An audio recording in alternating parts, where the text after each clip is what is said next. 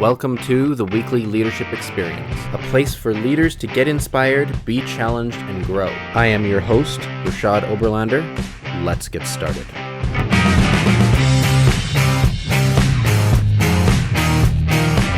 Today's episode of the Weekly Leadership Experience is brought to you by my 7-day Leadership Growth Challenge. It's a free challenge that I've created, and it's delivered by email over the course of 7 days. I've created 7 compelling questions to challenge various aspects of your leadership, the way you lead, and why you lead.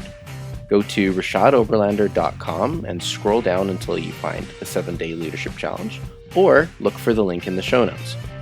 And now, on with the show.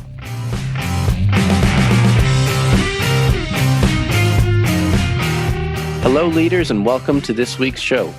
I am joined today by an escape room aficionado who, together with her husband, has completed a crazy number of escape rooms all around the world. Christina Eanes is a former FBI violent crime analyst and senior manager, now author, speaker, podcast, and YouTube channel host. Christina specializes in superachieving and is on a mission to help others achieve more in life, mainly by getting out of their own way, and currently does this through her books, podcast series, professional development courses, and keynote speeches. Christina's newest book, Life is an Escape Room, applying lessons learned from successful escape elites to achieving more in life, demonstrates how the skills you gain playing escape rooms with intention will make you more successful in all aspects of your life. Christina, welcome to the show. Thank you. And I'm so glad you said escape leads correctly. It was a bit of a tongue twister, but I think I got it out. No, it's awesome. I've heard so many different things and you did it perfect. Well, I kind of read it and I was like, it's like an athlete, but if you just put escape first, right? Exactly. So I probably didn't say right was your last name. I don't know. Did I get that right? No, Eanes, perfect. Okay, excellent. I'm on a roll here. Let's keep it going. You're on a roll. All right. So you have to tell us actually how many escape rooms have you actually done and why the fascination with escape rooms? Oh, wow. So at the time of this recording, my husband and I are now at 474, but that's going to change in a couple of weeks. Oh, wow. That's a lot of escape rooms. Yeah. 20 countries, 22 states. So we're a little addicted. It actually started out, my daughter's 21st birthday. I thought she'd want to go to like Las Vegas. Nope. She wanted to go to Harry Potter World in Orlando. And so we're like, okay, let's do this. And we had a day that we didn't have anything planned. And so she's like, there's this thing near the hotel called escape rooms. It looks pretty cool. Let's go try one. I'm like, that sounds stupid. I mean, you don't have to lock me in a room to do puzzles. We can just do board games here. And she's like, well, no, it's my birthday. I really want to go try it. It's like, okay, let's do it. Yeah. So the very next day we went back and did 3 more, and it obviously exploded since then. So you've got this real fascination with these. I mean, I feel like, some hobbies you can kind of do for a little while and you can do these activities for a little while, but like I get tired of going to the gym. Like, I don't know about doing 400 plus escape rooms. So what keeps you going on that? Wow. So the variety, and honestly, the lessons learned, because I, of course, started doing this and looking at it through my personal and professional development lens. And I'm like, wow, this is like a rich environment to set a goal on something you want to work on and work on it. So that, coupled with every location is different, every room is different. So it's not like you're doing the same thing over and over again, like the gym, right? And then there's those diamonds that you run into that are like getting locked in a coffin, or like my husband and I have to joke because we've been handcuffed so many times. We have to be careful and make sure people know the context behind that. No, we haven't been arrested. There's no weird stuff going on. But it's just the novelty, which is 1, good for our brains anyway. And 2, the way we can learn more about ourselves. And it's great for, as long as you do it intentionally and carefully and focused, it's great for marriages too, partnerships, whatever you want to call them. Well, my wife and I have done a couple of escape rooms, certainly less than I think maybe 4, but we did enjoy them. Now, do you have a favorite escape room that you've done?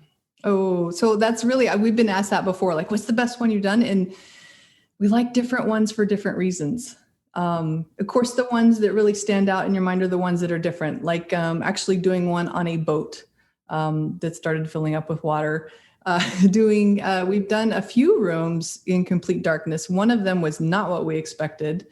Getting locked in a coffin, those ones that really stand out. But essentially, I mean, we like them for all different things, and there's not like a particular. So some of them, it feels like you're on a movie set, like you're in the story, which is great. Some of them, it's you walk in the room and there's boxes and puzzles with a bunch of locks, right? But those can also be great if they're developed well. So I guess the long answer to that, or the short answer to my long answer, is there's not any one in particular that we like, but there are a lot of good ones out there. Sure. But if you're looking for sort of, I guess, lessons, right? You've come across many that offer a good lesson. Yes. Yeah. Awesome. Well, let's maybe get into that a little bit. You mentioned the darkness escape rooms and like being locked in a coffin, which sounds rather uncomfortable for some people. I mean, I'm not a claustrophobic person, but the idea, I think, of being locked in a coffin might maybe change that a little bit. But why don't you walk us through the experience of, let's say, the darkness type escape rooms and what are the lessons there? Oh, okay. Well, I won't tell too much detail of the story because I do tell that one in one of my speeches, but there is, so we take escapecations, and so which means we'll pick a place that has a lot of escape rooms in the area, and we'll just go do like 40 escape rooms in a week. Yeah, again, addicted. So this one, we were going on a cruise. We decided not to go visit. Well, we did see all the monuments as we're walking to the next escape room location at the different ports. But in this particular one, I was very excited. It was a port right before we started a cruise, and it was going to be a room in complete darkness. We had never done anything like that before. So, and I was very excited about it. And what I was expecting was, like the other couple of ones that we've been in that were complete darkness, that you go into a room and you're going to feel around the floors and the wall for puzzles.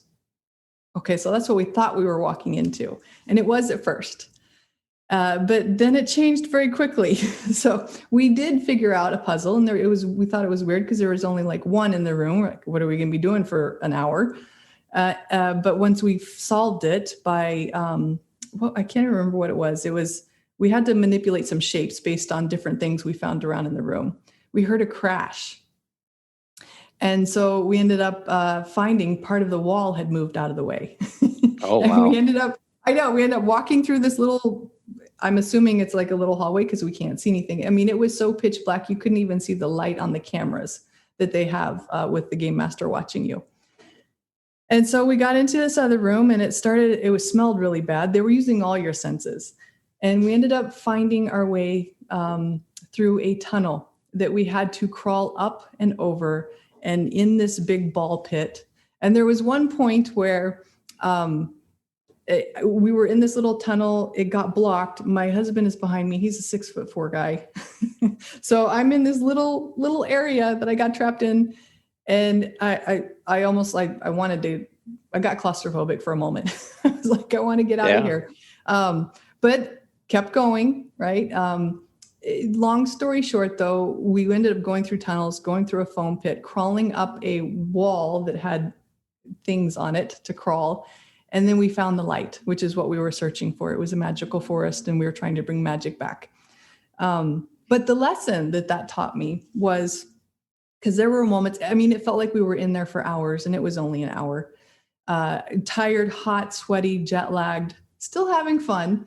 But there are moments where, like in life, you don't quite know, especially right now, right? You don't quite know what's ahead, but you just have to keep going. You might be uncomfortable. You might be frustrated. You might want to turn back, but you can't. You just have to keep going forward. So that would be like one of the big lessons from that room. I mean, there was so much involved in that room, but that was the big lesson that we learned from that one, and an example of what we learned from the different escape rooms. Yeah. Wow. That's quite an experience. Like, They're not all like that. Like, that's quite an elaborate sounding escape room as well. But Yes. wow, like what an experience and an important lesson, very applicable to, the world today. Yeah, not typically what, again, I have to rephrase, emphasize that, not typically what you would, that's a novel thing. So if I don't want to scare people off of escape rooms. Yeah. Yeah. So, but very fun. Yeah. Yeah. Just quickly, have you experienced a pretty high success rate in your escape room? Yeah. 97%. Oh, we keep stats. Yeah. Well, hey, listen, if there's something to win, you might as well win it. I just want to touch on your earlier career a little bit.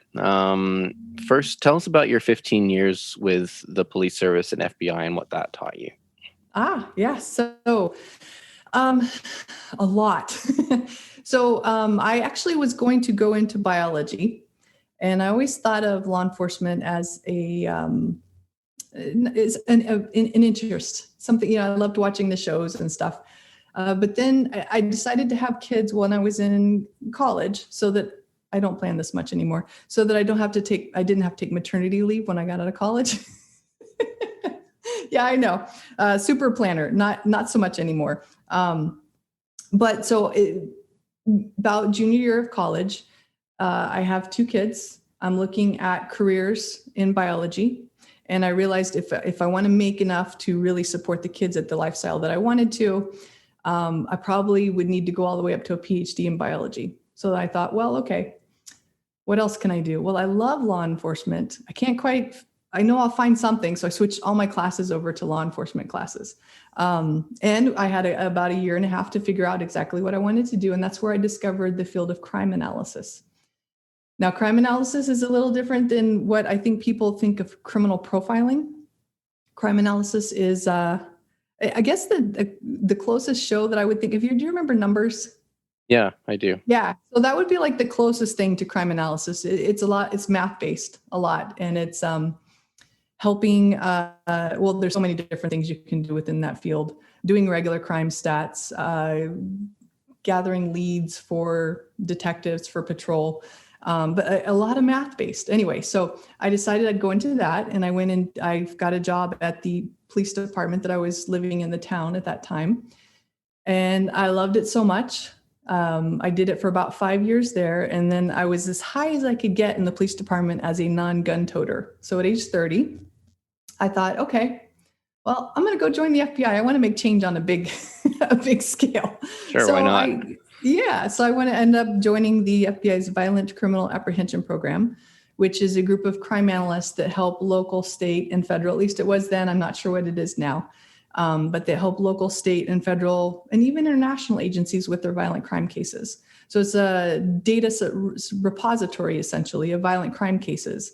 And as an analyst, our job was to coordinate with different agencies in our assigned states and essentially getting them to talk to each other if we noted that they had similar crimes occurring, so that they could put together a bigger profile and maybe arrest someone for multiple homicides or sexual assaults. I had a lot of fun doing that, learned a lot from it, which it seems like that doesn't really fit with professional and personal development, but it does immensely. So I did a lot of connecting with others during that process. And I also taught college on the side during that time frame as well.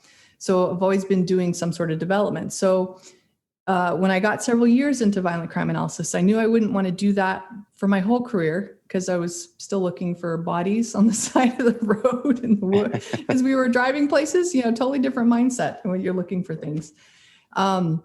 And I wanted to get up into formal leadership position, and there weren't any in the area that I was. So that's when I transferred over to the FBI's leadership development program and became a senior manager there. I had a couple of teams of folks. And our job was to train leaders anywhere from line level up to executive level. Had so much fun doing that I decided to go open my own business to do that. Awesome. Yeah. So a lot of different a lot of different things going on there in that kind of career. And, Yes. like you say, as you say, after 15 years, you made quite the switch and struck out on your own, helping people and organizations perform at a higher level. So, like you said that it was sort of, you didn't want to do it forever, and you were learning about kind of the developmental aspects of your job, but like what led you to that change? What was the shift, if there was such a shift? So there was a couple of shifts. Well, first one, I was in leadership at the police department, and I enjoyed it. But I also wanted to go do analysis. I wanted to do the work myself, right? Because as leaders, we get our work done through others. I wanted to go do the work myself. So I switched over to the violent crime analysis. And plus I wanted to affect change on a bigger level. So I was myself, for lack of a better term, myself, non-leader. But then I found almost like a pull towards it again. I wanted to be in leadership again. And I knew two things converged at the same time. One, I wanted to be a leader again. And two, I knew that doing violent crime analysis for many years is not something that I wanted to do. I loved it, but it's not something that I wanted to do because I was already, like I said, like it was normal looking for bodies on the side of the road as you're driving around. So I think it was a convergence of those, the desire to get back into leadership, and along the lines of ready to do the next thing and maybe not focus on homicide and sexual assaults as much. I mean, go figure. I know. So now you're focused on helping people and organizations perform at a higher level. You work a lot with organizational leaders and stuff like that. How do we tie together sort of escape rooms and your experience with the police and FBI and what you're doing to help leaders basically perform at those higher levels? Oh, wow. Yeah. So there is an underlying theme throughout my entire career, which seems very, not very, but almost disjointed, right? Violent crime to leadership development to personal and professional. What? Right? No, but it was all linked by one, continuing to grow, right? Having a growth mindset. I've always been that way, always learning what is a situation teaching us, right? And then two, connecting with others. So all of that is a web, or I guess, or interwoven thread, whatever. I'm trying to think of a right metaphor or analogy for it. But with escape rooms, leadership, professional development, all of it is related to one, how we relate to others, how well we are aware of ourselves, right? Self-awareness, how well we are able to manage our essentially emotional intelligence, right? How we're able to manage ourselves, how we are more aware of other people, so that we can interact with them more effectively through a communication, understanding their perception, understanding ours. I mean, it's all interconnected. And as part of your work, do you suggest people to go through escape rooms, or do you have like other activities that you do with them to kind of condition the mindset? Yes. So actually, I use a lot of my escape room stories to help teach about perception and mindset. And then, of course, I have to have some fun related games in those in our workshops and speeches. And actually, my escape room speech, I take them through the three areas, the main three areas that I think escape rooms help us with: perception, emotional intelligence, and communication. And they actually go on their own little escape room adventure, whether it's virtually or in person. I partnered with an escape room company to develop puzzles around each of those: perception, emotional intelligence, and communication, and take them through that experience. So that's one thing. Yeah, people will hear from me, even if the topic isn't escape rooms. I think we have a swear jar for you have to put money in every time you mention escape rooms, and people don't ask. That's me in my workshops and speeches, whether it's on escape rooms or not. I'm mentioning them. Absolutely. Yeah. So, this is really cool stuff. I mean, I think the correlation between escape rooms and life is really interesting. Your book, Life is an Escape Room, talks about playing escape rooms with intention leads to more success. Yes. So I'd like to focus on that sort of little bit there. Escape rooms with intention leads to more success. Can you elaborate on that? Yes, actually, there's several things. What my favorite, I have to share, I have to decide which one to share. Okay, how about this one? So one of the things that, two main things, especially because I usually do the rooms with my husband. So two of the things that we focus on are emotion management and reminders of your goals, essentially. So first thing is we set a goal of, the goal is not to get out of the room. The goal is to enjoy the experience with each other and work on helping each other grow during the process, right?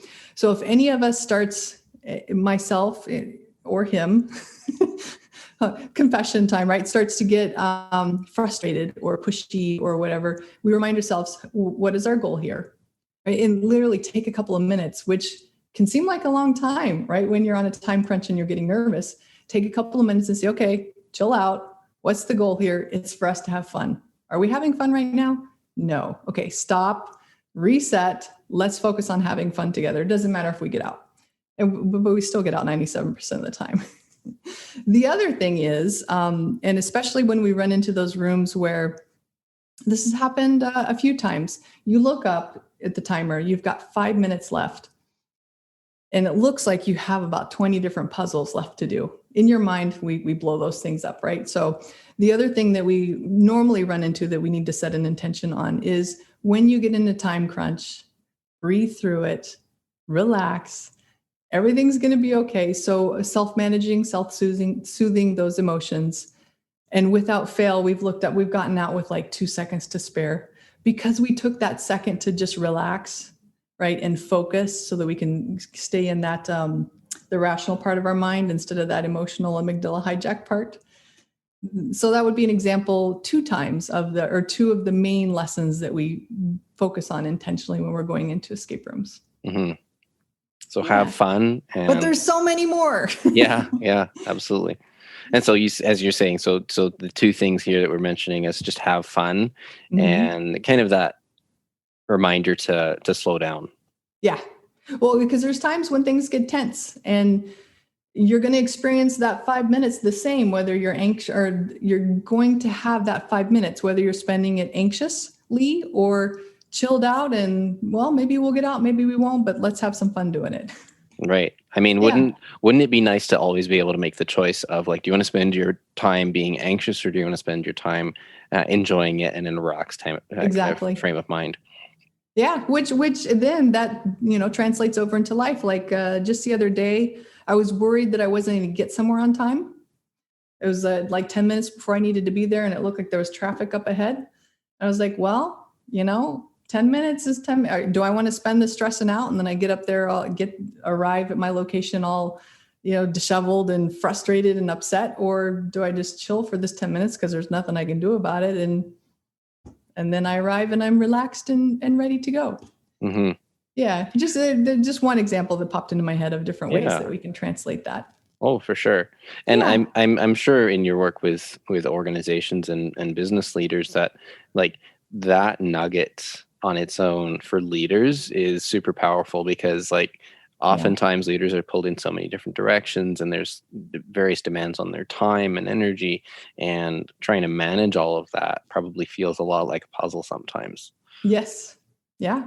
Well, and that in realizing that you just need to control your emotions because you don't want to say something you don't mean to, which can happen a lot in escape rooms. I think there's a meme I posted up on our website on, please disregard anything I said that last 5 minutes of the escape room. Right. Yeah. So just emotion management, I think, is a huge one, especially as it relates to leadership. Mm-hmm. Yeah. Mm-hmm. Mm-hmm. Definitely. So I see the comparison evolving very nicely between navigating life and solving an escape room. You've done a great job illustrating that for us. So if life is in fact an escape room, what's one thing you want the listeners to take away from our conversation today? Ooh, that life is a school, right? And we're here to learn. So I like to think of everything as an escape room. It's a challenge that I'm here to grow by overcoming, by getting through. So, and that's growth mindset 101, right? Everything is an opportunity to learn, whether it's a huge adversity that you're facing. Okay, what is this teaching me? It's teaching me patience, perseverance, how to deal with my frustration, right? But everything is a lesson. So what can you take away from it? Yeah. Awesome. That's really cool.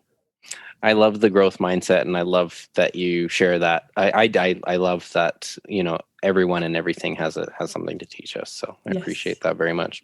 Of course. We're kind of getting towards the end of our interview today, Christina.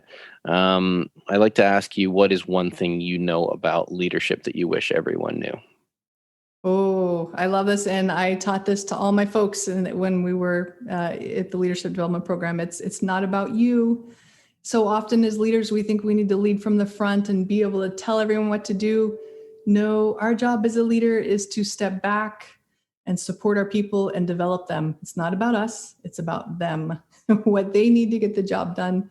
Especially with new leaders, it's they almost feel like they have to do it and lead people at the same time, right? So step back, you get your job, you get your work done through other people. That's how you get your job done. So it's not about you, it's about your people. Awesome. Quick little sidebar on that note, just for the new leaders that might be listening.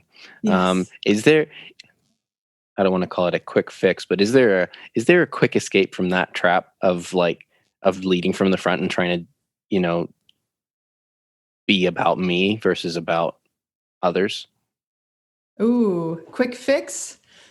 Well, one would be, although I don't know if it's quick, you have to teach yourself oftentimes I find people jump into, well, let's call it micromanagement, right? Because they want to do the task and they want to micromanage this because they are unsure. They don't trust themselves yet and they don't trust other people. So building that trust, doing what they need to build that trust. A quick fix would be delegation, but a foundation for that is building that trust, getting comfortable yourself, confident as a leader, that it's not about you, it's about them. And essentially building that trust through maybe slow delegation and coaching. There's a whole process behind that, I know, but quick fix, I don't know. Did you have one in mind? No, I really, I like that you point out it's not about us, right?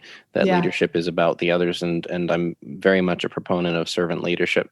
So, starting with a foundation of trust is crucial if you're going to make it about other people. I really like how John Maxwell describes the 5 levels of leadership in terms of, well, you start with a position, great. So people follow you because they have to, not because they want to, right? You've got the authority. You can pay them, you can fire them, you can, do those other things that are, kind of intrinsic to that power. But really, real leadership starts at the next level, which is relationships. So you start there and move on, right? So I definitely think if new leaders start with building that trust and building that foundation of a relationship, it becomes easier a lot quicker. Exactly. Yeah, you want commitment, not compliance. Yeah, I like that. That's really that's a quotable quote right there. Well, I mean, you do want them to comply, but you want them to be committed. I'm just kidding. Yeah, 100%. Yeah. So when it's all said and done, what 3 words do you want used to describe your life? Oh, my life: happy, loving, and well, that's the 2 words. Always growing. Yeah, happy, loving, and growing. Very cool.